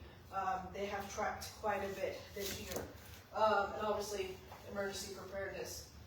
Our goal is to continue the crime reduction. Now, every year that I've presented in council, and maybe it hasn't sunk in, the overall crime rate has reduced all the way down. Every year it reduces by a percentage. This year was 14%, maybe it was about 5 to 8% last year, but it continues going down, it's basically showing that our officers are doing what they're supposed to be doing. We're out there, we're deterring crime, and also making it a little bit safer for our community. Now our forecast, obviously, that's where we're at right now, so I'm expecting the same for this year. We're going to continue our proactive enforcement, our arrests. Our goal ultimately for next year, because we've applied for the grant and hopefully we get it, is to reduce the violent disturbances by 5 to 10%. That is a goal. The highest it ever got was during COVID. People had to stay home for a long period of time, and unfortunately, they did not get along. So that did go up quite a bit. Animal control, they have gone up extremely. This was for just last year. I'm assuming this is going to go higher. It was about almost 300 the year before. Last year it was 502, and I'm assuming it's going to go up again this year. The cybersecurity initiatives, and of course, we're going to work on increasing our engagement with the neighborhoods in our city, strengthen the school and business partnerships, and expand on the crime prevention. We talked about this already, but recruiting and retaining is the main goal this year. We are short-staffed, so we want to be able to recruit and keep them. Maintain 100% default compliance, which every time there's an audit, which we had done this year, we're at 100% compliance. Expand leadership development, increase officer wellness initiative. This is important to me. We need to start working and caring a little bit more about the people that are serving your community. And that's a repetitive. Now, there has been, you have not, I don't know if you've seen this. We're going to go a little bit into what this year and our initiative on code violations. These are the previous years for the fiscal years, 21 to 22, all the way to the most recent. As of this year, and we're not even done, we're at 2,269 code violations. Where the year prior, we were at 786 when we didn't have anybody and the officers were just doing it. 840, and back when we had a code enforcement officer, that's as high as we've ever gotten. This year, we are looking to double. So, working hard. Now, understanding that trend, that doesn't mean that this is going to eventually slow down. It means we're being proactive. There's a greater response to resident complaints. Expand neighborhood patrol initiatives, because it's not just one, it's now all, or at least what we have left. There's a coordination with code, and there's an improvement due to iWorks of documentation and reporting practices. Let me know. Now you're writing. Oh, No, I'm writing up. I know, I didn't want to. Question. Okay, so that the numbers on there, that's like calls in or complaints. No, that's all of it.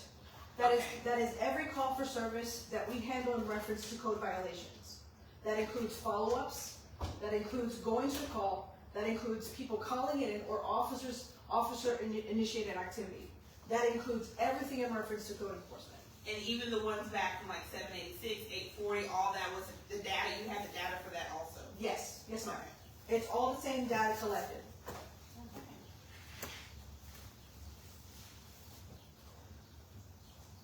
Obviously, the goal is to improve neighborhood quality of life and through I don't want to block. Improve neighborhood quality of life and through data-driven enforcement. neighborhood preservation, community engagement, data-driven employment, accountability, voluntary compliance. The main goal for code enforcement is voluntary compliance, but if we're not going to be waiting. So if you, and I encourage anyone, if you can't clean something up right away because it's financially hard on you, please communicate with our code enforcement officer. But if not communicating at all, after the notice is provided and you've been informed, it's been 10 or 30 days from non-compliance, a citation will be mailed to you every week until you get in compliance. The goal is to start taking care of our neighborhoods, start reducing crime that way, which is getting stared at. Okay. And of course, that's what we were just talking about.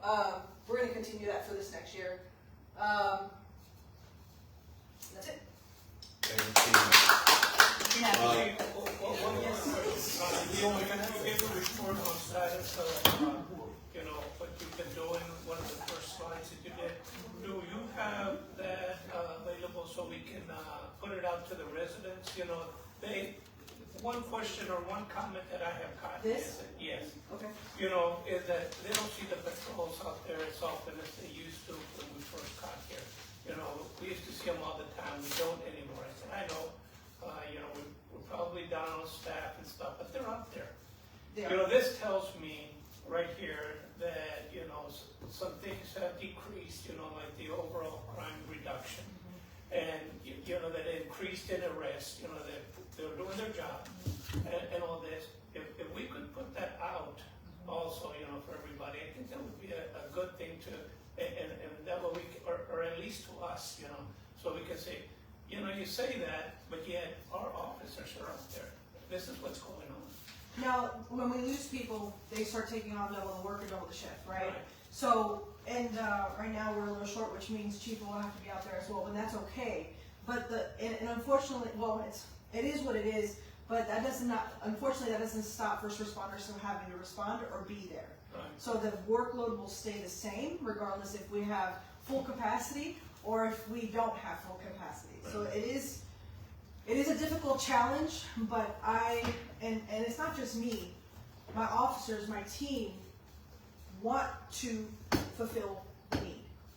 They want to feel safe. They want the citizens to feel safe. They do care. So that's why they work this immense amount of time. I don't think people understand. And it can go from 16 to 18 hours just like I do every single day. And they're meeting this goal regardless. Right. And I've heard from them that they enjoy, being here in our city. Even though some people don't think so, but they even in the fire department as well. They're here because they want to be here with us. They're our family and stuff. So, I just want to be able to put this out there for everybody to know that, that really we have a great group of people working for us. You and everything. I hope we keep on working on trying to do the wellness and recruitment and retainage and all that, because we need all of them. I agree. Councilman Molina. Yes. Just so you know, upcoming in this new year, come October 1, we will be providing monthly updates in reference to whether we're communicating via newsletter, communicating via social media, all the numbers for all the departments, because we'll have a hold on making sure that we're communicating with residents. One of those things, it's not that we don't have the numbers, it's not that we don't have the impact, but we are also running like in circles. And so right now, this group and this team has been together at least a year now. So this new year coming up, we're able to then take those graphics and say, hey, where's your 7 stats for your department? Let's make some graphics around that. Let's also put it in our newsletter and then push that out. And so then you'll be able to then show residents, look at this, look at the results that are coming. So that's actually what I was gonna ask. So this is for the fire and the police. So before we had where every month in the city we would have posted, they would do stats and that was provided. It was just why would they have to wait to the beginning of the year? If they have the reports or the systems where you can pull those reports and do the stats, and I know Chief, you were here, you probably remember that report. Like that. Yeah, okay, so the stats like that, that'll happen every month, and that was posted, and the fire did one similar. Cause I think, cause I'm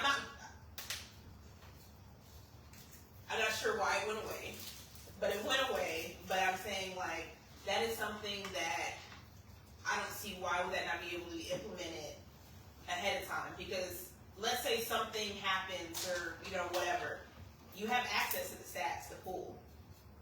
And I'm pretty sure in your meetings, like the briefings that you do or whatever, I don't know what y'all call sit reps around, I'm trying to think. I know what you mean, similar terms. When you have your briefings, you provide that information anyways, I would assume monthly to the CM. So could that not be compiled of just how it was before? Didn't have to be fancy, but it can just be like how it was before, how it used to be provided. And that was every month. That was fire had one, and then the police department had one. And all we did was just post it. That was it. So for me, it was never an intentional saying I'm gonna start doing it. I don't think that it was important. I think it's important that we put it out, but we put up a lot of information, and it doesn't seem like we were getting the reaction or the response that we were looking for. I think we need to change it to more limited things that people may want. Maybe get community engagement on what they want to see, and we'll put it on like a flyer like that where it shows those things, kind of like Selma. Like I believe even Live Oak is doing it that way too. It's not like a list of, because it does take time to pull the data. It is not. It is easy, but it's tedious. That's all it is. And I think that if we go about it that route, that would be a little easier to get the information that they need or you guys need.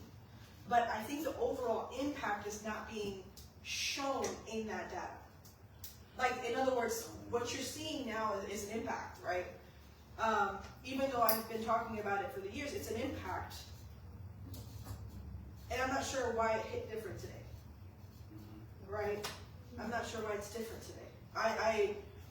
But if that's something that we can do, we should be, I guess this yearly is the impact, I guess, is where you see it, long-term change, long-term success. If you put all that information, I guess in my mind, if you put all that, too much information online, you lose the impact of what they're doing every month, because it's coming out all the time. So, or maybe quarterly or something like that. I see what you're saying, and I agree, because then it's, oh, here it is, I'm not gonna worry about it. But if we do it maybe once a quarter, Right. or twice a year, or something like that, I just think it was great. I like this information, just because we're gonna have conversations with people, or even maybe just to us, I don't know, once a month, that way we have it.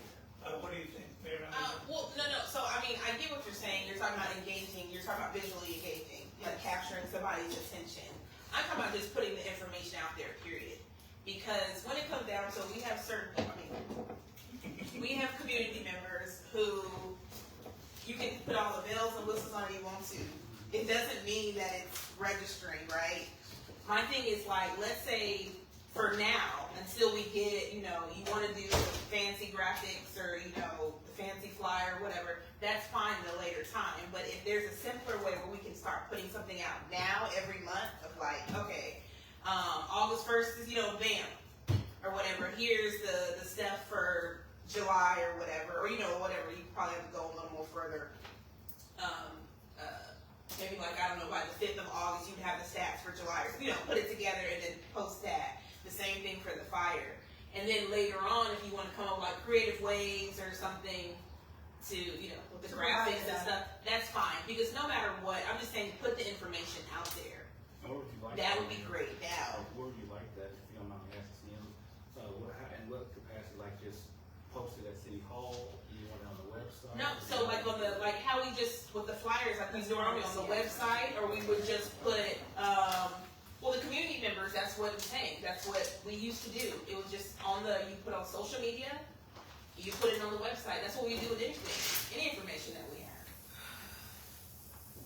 And I also had ideas too, as far as, and I remember, and I don't know why it stopped. I've seen it before where there's been communication let's say that we're all in, I'm in an office and we're doing live updates. Hey, just a heads up, last night we had this, this, and this, and this. Not to do that every day, but it's something like to engage the public, right? I have a lot of ideas on that. I don't think, I'm not against that. I think that's a great idea too, but I guess whenever we're ready to do that, Dr. Rowland, just say the word.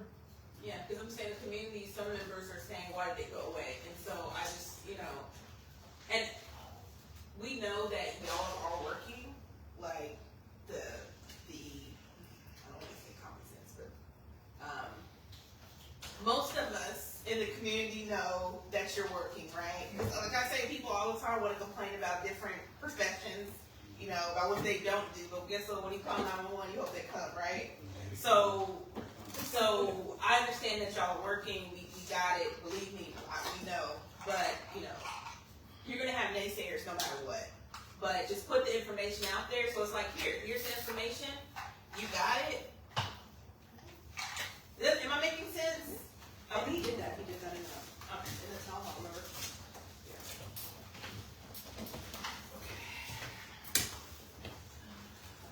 Hello, everyone. I know everyone's ready to go, so. I'm going to some of the senior center, so my summary is. I worked very hard. In all seriousness, I do want to kind of touch base on a couple of things because my role has evolved since, first joining the city, right? I've been with the senior center since 2023, but with the city, under the city since 2024. So my role has kind of evolved, and I think I want to cheer you for myself here.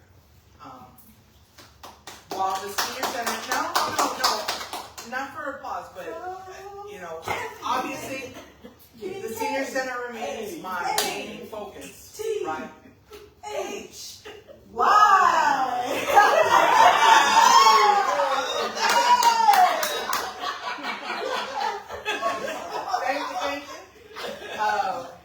I do want, because I really truly worry about this sometimes, that the body doesn't know, or that the community doesn't know that my role has expanded beyond the senior center. So I work with grants development, strategic partnerships, program innovation, community engagement, interdepartment collaboration that support our broader city initiatives and our goals.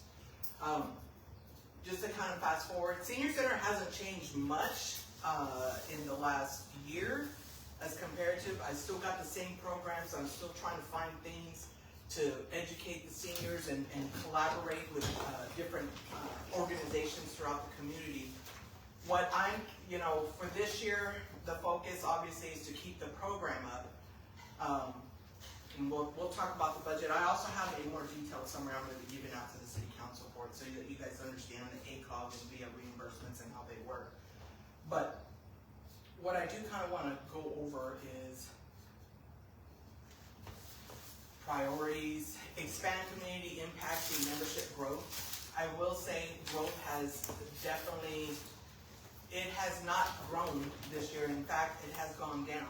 And that I will attribute that strictly to one thing, a lot of conflict within the senior center among seniors.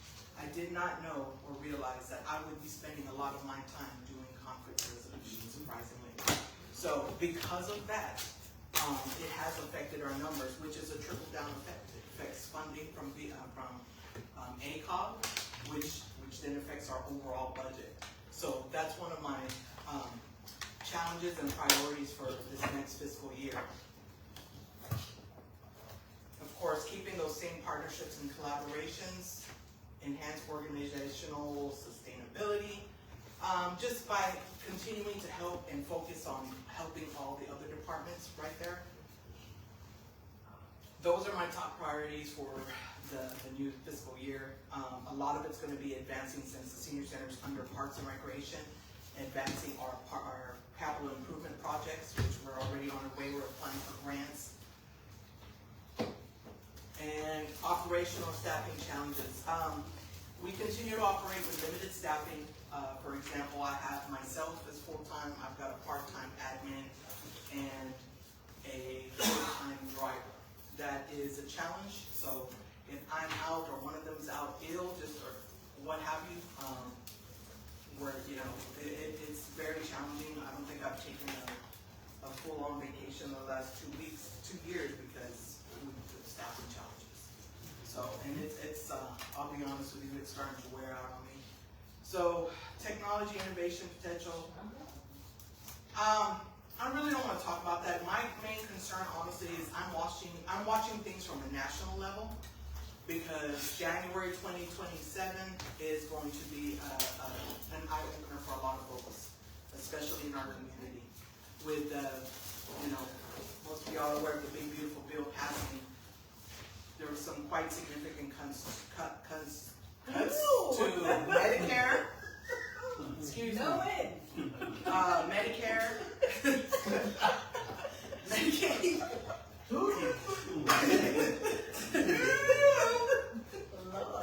I'm tired. There's been cuts to Medicare and Medicaid that are going to directly affect a lot of our community, because we're well aware that we're in an aging community. So a lot of, in talking to the seniors throughout the year, a lot of folks didn't even realize those cuts were taking place. So many of our seniors who receive SNAP services are not even aware that come January, those SNAP services are going to go away. And by SNAP services, food stamps. So that is the challenge for this next fiscal year, is to try and make sure that the program stays afloat, because I know for a fact that I will start seeing a lot more seniors coming around when their benefits are affected, is when they're going to come to the senior center. So I'm looking out from that perspective. I keep an eye on national level because of the fact that it does trickle on down to local community. And that is it. So Kathy has been very instrumental in helping us in her expanding role of, one, being part of our executive leadership team, 2, helping to make sure that all the bouncing balls, someone's following it. And so, Kathy, I want to just say thank you in front of everybody and our city council. Real quick, there is a couple things that I want to continue to share. I have a question. Yes, ma'am. Okay. There's a question about the senior center. Yes, it's a question about the senior center. Sorry, I should have asked what was up there. No, it's fine. I was thinking about because I know before we've had where, I think it was, I don't know, was it VIA? What had to be VIA? Where like with the grant that we received, where it was like you can get a bus allocated. We're currently working to purchase a bus via the bus grant. The first one this year, and then next year we'll go after a larger bus for connecting to the city of Kirby and the senior center. So we both currently. We can do it. Yeah, we can do another one. We've been approved to Already, do this yeah. already. Oh, So really? the initial funding is around $64,000. Okay. That was approved back for fiscal year 23, so it was pretty neat. So coming on board, they allowed an extension to allow me to go through the process of bus procurement, because those funds should have already been expended already. But working with VIA, they understand the transitional process or what have you, so they're going to allow me to go through the bus procurement process for bus number 1. $64,000 is going to be a minivan. We cannot, that $64,000 will not even touch on an actual full-size shuttle bus that we have. But the reason why I think that will work I know it will work for us, is because I want to expand the Kirby Connect program, because part of the 5310 funding is to offer transportation, not just for the members, but seniors and the disabled that need to get to appointments and things like that. So part of the challenge with that is because I only have one driver, it becomes challenging, because I have folks that call me for dialysis at 6 o'clock in the morning. So one of those aspects that we may look at in the future is maybe developing Kirby could be a major standpoint, like via Link, as far as the transportation for seniors and disabled. So that's something I'm going to look into to see if we can kind of start that and come on board. Now the second year funding is about 121. That will get us the same type of vehicle that we currently have. And the reason why we're not just wanting to just spend the money because it's there, Both buses we currently have are at the end of their life. Not only just with, you know, repairs or what have you, but as far as VIA standards are concerned. So that's why I'm going to go through the process to purchase both of them. I cannot purchase at the same time. I can go through one, which will probably take us up into the end of the year. And then as of January 1st, I can start immediately on the other bus, the bus procurement process. But we do have those funds secured. I am trying my best to work on getting bids that are below that threshold, so that way the city doesn't have to put any money to match on it. And that's the case. That's the plan for the two vehicles. And the how much is what is the one, is it called a shuttle bus what we have right now? What you call it? It's Okay, how much is that the going rate for a shuttle bus right now? I'm just curious. 6 figures. It's at, Is it yeah, really? low end is like 115. Oh, wow. Up to about 140. Oh, okay. Yeah. Okay. Thank you. So you're welcome. No, thank you, Kathy, thank you, Mayor, for asking these questions. The public wants to know, and so it's important. You all know right now we're currently working FY 2025 CDBG funds grant, $118,000. Ms. Gomez has started the procurement process on that with the Florence City Council, approved that, and painting. 2 meetings ago, we're now working on getting contracting for the refrigerator, walk-in clock cooler, and the stove. So we're doing a lot of work, a lot of effort has gone into actually benefiting and improving the community. And again, it's gonna be important that the money, I think it's about $2 million from the CO, is gonna go towards Parks and Recreation, about $1.5 million for Hugo Links and Friendship Park, about $500,000 for the pool park area by the John Sterling, and then Nacho Park. So I think that's everything right now. Yeah, this is to do some upgrade and some painting over there. And so that's gonna also be connected to the first grant we're applying for, which has to order the Parks and Wildlife 750. The smaller grant, that's 150, will allow us to go do the smaller parks. The 750 will allow us to do Friendship Park, and then we have a 50% match. From that leads us right into this. This is what you all can look at, which is the comprehensive master plan. It will be on the agenda soon. This was dropped off by an architect on from the feedback that was received from citizens, inputs, surveys, and things of that nature.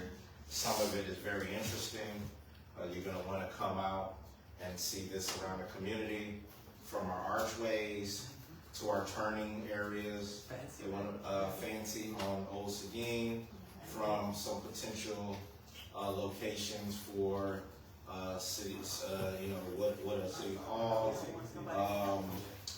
what our development zoning area looks like, and things of that nature. Yeah, they've seen it. And so from that, just like kind of what the square looks like by the senior center, putting a new basketball goal up, putting a little, these are just, again, schematics, what ifs, and then we'll get the community to come out and say, well, do you like this? What do you see like about it? Expanding on the pool, things of that nature. My favorite thing about that one though is the little bridge walkways that they put, kind of connecting the pool and the senior center. Yeah, and that grass area. Oh, instead of walking through the dip. Yes. Oh, yes. I mean, the trucks, we've all had to do that. And the last part, I don't want to show that one. I don't want to show that one. Friendship Park. Potential sign coming into Friendship Park. We don't have a sign off of Ben Zingelman, so they gave a good schematic. And here's the potential for Hugo Links, Friendship Park connecting. Obviously, we're moving forward with a park master plan, so just wanted to share that with you all. That should be coming to a meeting near you in the city of Kirby.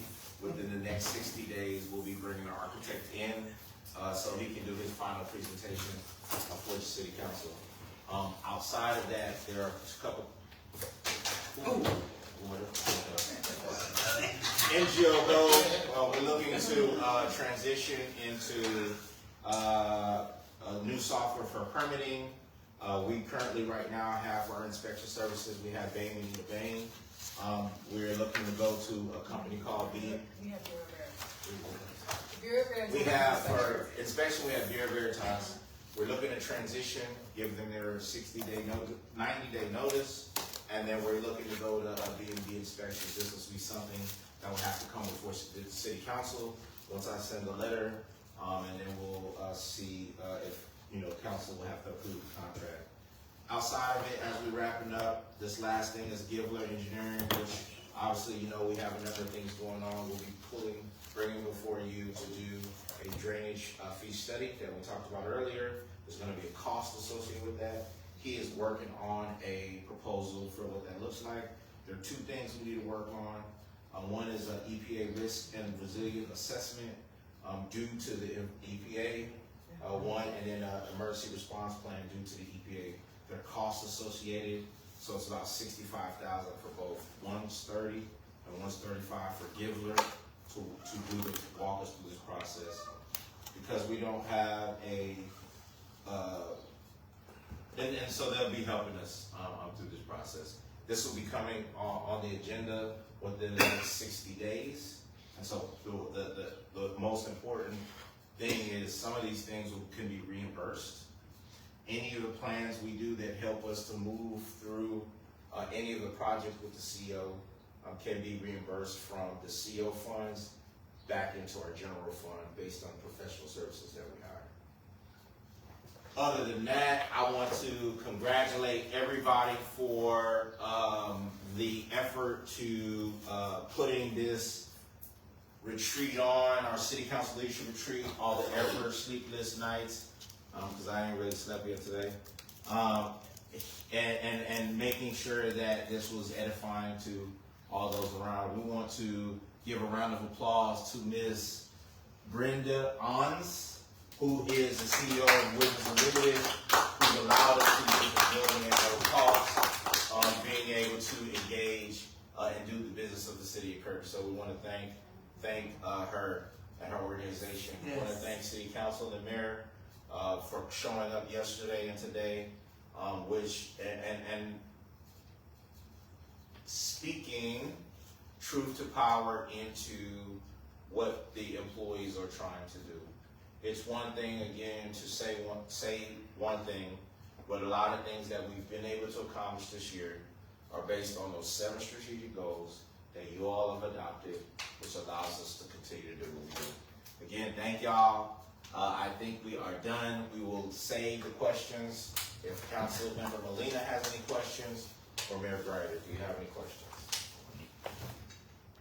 No questions. I just thank all of you. You guys did wonderful. The slides are like fancy. Upgraded from last year. I know. Totally upgraded. But no, thank you all for being here and actually being dedicated. Did you show me the slides from last year?